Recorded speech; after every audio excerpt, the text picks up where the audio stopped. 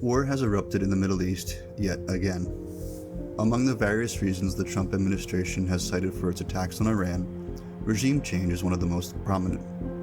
The main argument is that the current government of Iran is a serious threat to the safety of the United States, Israel, the Gulf states, and other nations around the world. Beyond that, though, they argue that the current regime is also cruel and repressive towards its own people. Indeed, recently, it is estimated around 10 to 20,000 Iranians were killed by their own government in its efforts to quell riots and protests.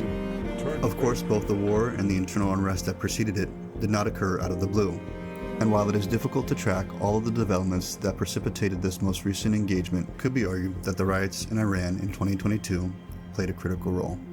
At that point, protests had started in the capital city of Tehran on September 16th, before spreading across the country. They were precipitated by the death of a 22-year-old woman named Mahsa Amini. Amini had been arrested by the country's morality police for allegedly violating the country's law requiring women to wear a hijab, a sign of modesty in Islamic culture. She had died shortly after being arrested, and it was widely believed that her death was a direct result of police brutality. The unrest that it sparked lasted into the following year and at times looked like it threatened to end the regime. Iran's morality police, the Guidance Patrol, may seem strange to Western eyes, but they are not as even strict as their next-door neighbors, the Taliban, and are certainly not a unique occurrence in the course of human history. Of course, this all raises the question of how and why such forces arise in human society. Perhaps the most immediate explanation is that they are excessive authoritarian reactions to the threat of widespread sexual immorality. To better understand why sexual intemperance would be considered a danger to society, we have only to look at some of the recent scandals in the Western world that have deeply undermined the public's trust in social institutions. Consider the former Prince Andrew stripped of all royal titles in light of his close friendship with Jeffrey Epstein, not to mention the other well-known social elites implicated. Consider the non-stop scandals coming out of Hollywood, American politics, or even the British grooming gangs. In other words, human society does seem to have a clear interest in preventing extreme and excessive sexual behavior, but at the same time, that desire can lead to repressive regimes that are just as threatening. Between this rock and a hard place, is there a real solution? To answer that question, I think we need to explore the work of the 20th century German philosopher Josef Pieper. For him, to get to the bottom of this, we have to go back. Really far back, actually. In fact, about as far back as we can go. To be more specific, for Pieper, the answer to this ethical riddle lies in accepting two somewhat often overlooked Christian doctrines, namely the doctrine of creation and the fall of mankind. So let's start with the first, the doctrine of creation. This is the belief that God created everything good. Therefore, everything physical, including the human body and its natural functions, such as procreation, are intrinsically good. As Pieper explains, in St. Paul's first epistle to the Corinthians, we read, Deus temperavit corpus. Thus God has established a harmony in the body, giving special honor to that which needed it most. There is to be no want of unity in the body. All the different parts of it were to make each other's welfare their common care. The primary and essential meaning of temperance, therefore, is this: to dispose various parts into one unified and ordered whole.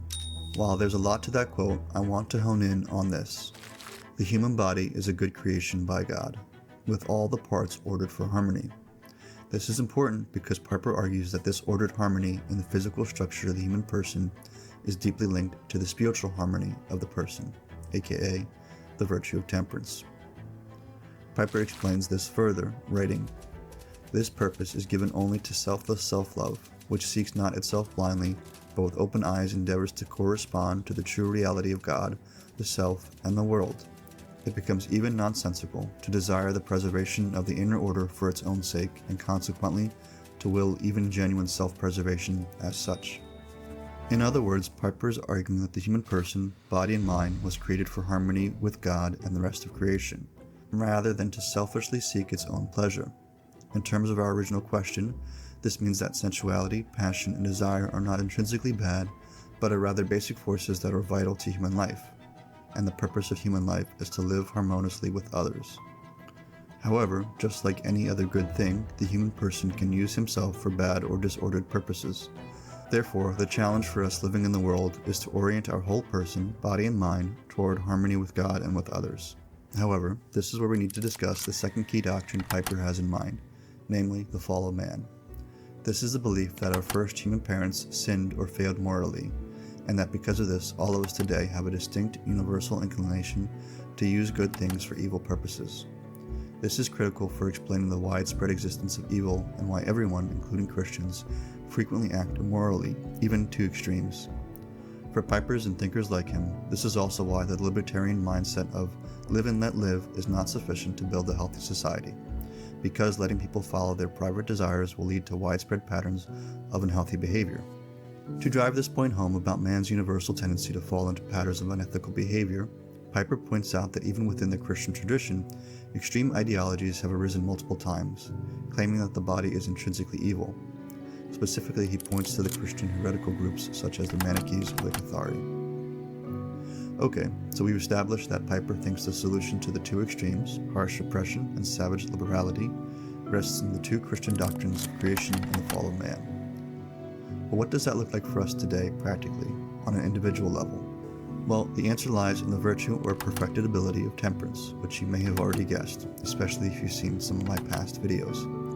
Temperance is when we are able to avoid both the extremes of excessive indulgence or excessive repression of healthy desires, including when it comes to reproduction. So with all that said, I think this is a good place to wrap up this video.